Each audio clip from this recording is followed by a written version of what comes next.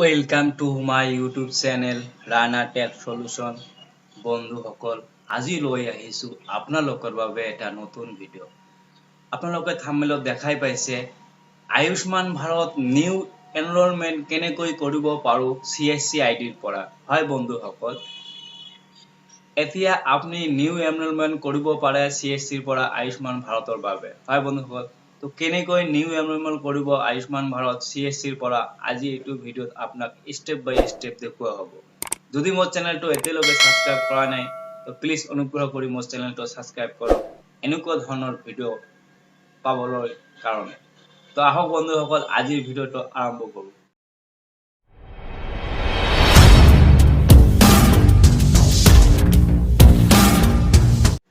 সৰ্বপ্ৰথমে আপনি যিকোনো একটা ব্ৰাউজাৰ ওপেন কৰে লব।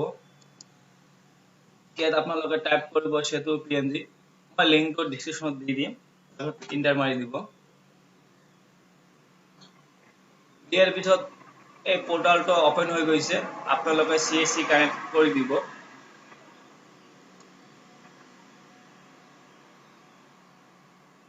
তাৰপিছত আপোনাৰ ইয়াৰ CSC ID পাসওয়াৰ্ডখিনি বহাই দি দিব।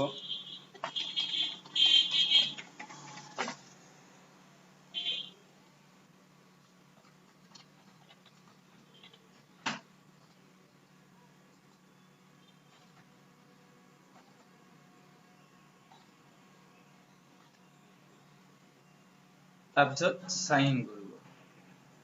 এটা কথা মনত ৰাখিব, ইয়াত সকলোবোৰ CSC আইডিৰ পৰা লগইন নহয়। যাৰ যাৰ CSC আইডিৰ লগত মেপিং হৈছে সিয়ে লগইন কৰিব পাৰে। যাৰ যাৰ লগইন লিংক হোৱা নাই বা মেপিং হোৱা নাই সেই ভিলিজনে এইটো সাইট ওপেন কৰিব নোৱাৰে আৰু তাৰ লগইন নহয়। তো বন্ধুসকল, এনেকুৱা ড্যাশবোৰ্ডটো ওপেন হোৱাৰ পিছত আপোনালোকে দেখা পাব ইয়াত এইটো অপশন ষ্টেট স্কিম। এটাত আপোনালোকে ক্লিক কৰি দিব।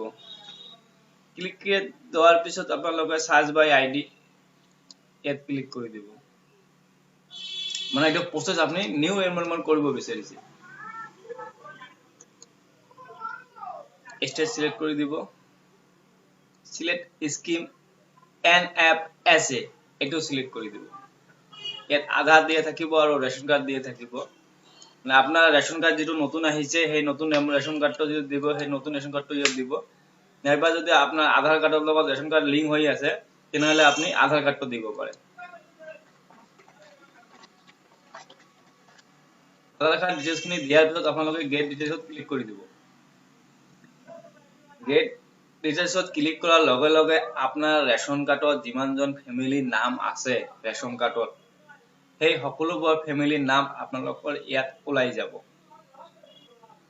ওলাই যাওয়াৰ পিছত আপনি সকলোবোৰ যিমান মানুহৰ নাম ইয়াত শো কৰিছে সকলোবোৰ মানুহৰ আপনি নিউ এনৰোলমেন্ট কৰিব পাৰে। এতে ধৰি লওক মই এইটো নামত নিউ এনৰোলমেন্ট কৰিব বিচাৰিছো, তাৰ বাবে মই ভিউত যাম। ভিউত যাওয়াৰ পিছত মোৰ ৰেশন কাৰ্ডৰ ডিটেইলছখিনি ইয়াত ওলাই আহিব। তাৰ পিছত মই নেক্সট কৰি দিম।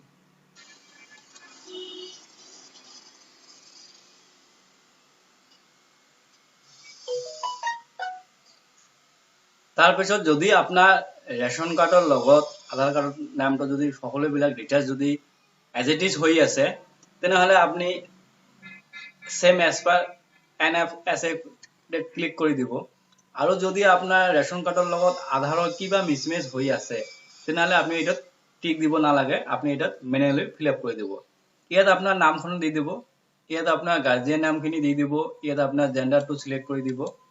তাৰ পিছত আপোনাৰ আধাৰ কাৰ্ডৰ যে ডেট অফ বাৰ্থ আছে ডেট অফ বাৰ্থখন ইয়াত দি দিব। ইয়াত আপোনাৰ মোবাইল নাম্বাৰটো দি দিব।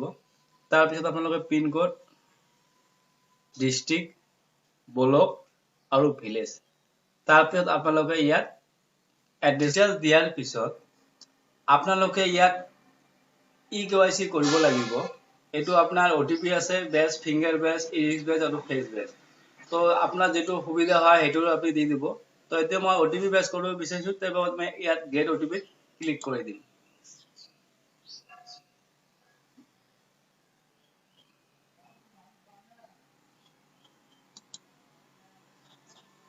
গেট অটিপিত ক্লিক কৰাৰ লগে লগে আপোনাৰ মোবাইলত এটা অটিপি যাব, অটিপিটো ইয়াত বহাই দিব।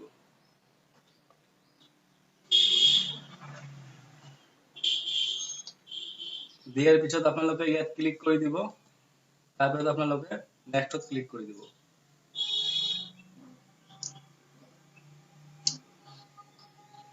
তাৰপিছত আকৌ এবাৰ নেক্সটত ক্লিক কৰি দিব। এইখিনি ডিটেইলছখিনি আপুনি ভালকৈ চাই ল'ব সকলোবিলাক ঠিকে আছে নে নাই।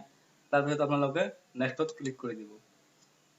নেক্সটত ক্লিক কৰি দিয়াৰ পিছত আপুনি ইয়াত ৰিভিউ দেখিব পাব, মানে আপোনাৰ আগৰ এইটো আৰু আপোনাৰ মিল নথকাৰ বাবে যেটো আপুনি এডিট কৰিছে সেইটো, আৰু অলপ স্ক্ৰল ডাউন কৰি আহি তলত আপোনাৰ আধাৰৰ লগত যেটো আছে সেইটো আপোনালোকে ইয়াত দেখা পাব। তাৰপিছত তললৈ আহি কেপচাৰখিনি আপোনালোকে বহাই দি দিব।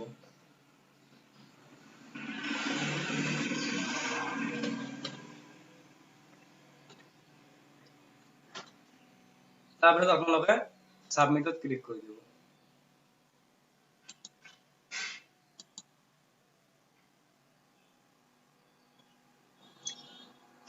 সাবমিটত ক্লিক কৰাৰ লগে লগে আপোনাৰ এপ্লিকেশনখন সাকসেসফুল হৈ যাব। মোৰ ইয়াত দেখাই আছে beneficiary already apply for scheme. মই এইটো আগতে এপ্লাই কৰিছিলো, সেইবাবে মই এইটো দেখুৱাই আছে। আপুনি যেটো ফাৰ্স্ট টাইম এপ্লাই কৰিব আপোনাৰ ইয়াতে সাকসেসফুল আহি যাব। তো বন্ধুসকল আজি ভিডিওটো ইমানে আছিল যে আপোনাৰ ৰেশন কাৰ্ডৰ যদি নাম আছে তেনেহলে আপুনি CSC আইডিৰ পৰা